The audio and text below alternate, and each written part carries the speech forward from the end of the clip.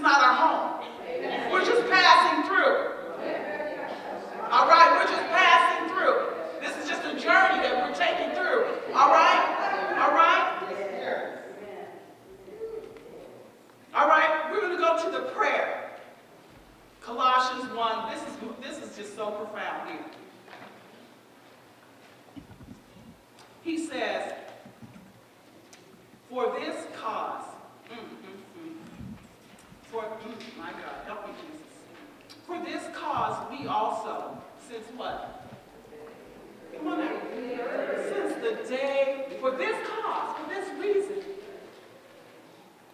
since the day that we what? We heard it. Do not what? Cease to pray.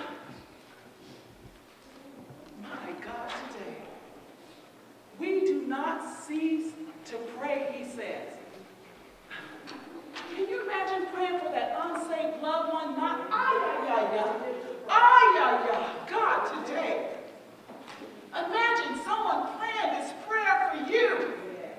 This is a prayer that Paul prayed. He said, we do not cease to pray for you. And to desire that he might be what? He might be filled with what? With the knowledge of what? Of his will in what? In all wisdom and what? Does prayer help the believer understand and live the truth? The answer is yes. The Colossians were saved and growing because of Paul's prayers and ministry. All right, when you study this powerful prayer, Paul now prays that there is no way possible for the Colossians to do anything other than grow. Oh, the need to pray biblical prayers instead of praying to impress others. I try to memorize some of missionary because they're so powerful, they're so profound. To have someone pray, read some of the prayers of Daniel, David, Solomon, Ezra. When Ezra saw the conditions, Ezra called a fast.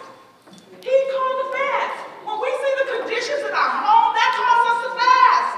That calls us to push aside. That calls us to afflict our body. The conditions of the world should cause us to do something, to make a difference. Oh my God.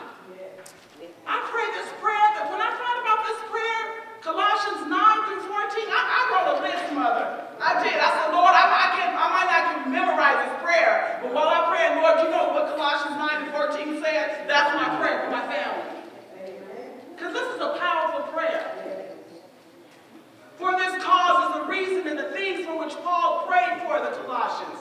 Why are you praying for your church?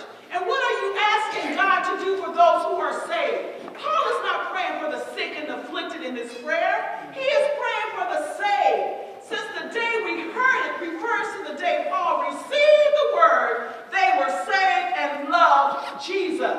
They loved Jesus, y'all. They had a relationship. Just like when you first got saved, you loved Jesus. Nobody could not make you hate Jesus. As Missionary Anderson said a couple of weeks ago, you didn't even want to step on an ant. That's how much you love. How come you can't love God's people the same way? An ant is better than a person, a soul. Come on, somebody. I mean, really. Cease not means Paul didn't pray for them at a Wednesday night prayer, as I said earlier, meeting, and forget about them.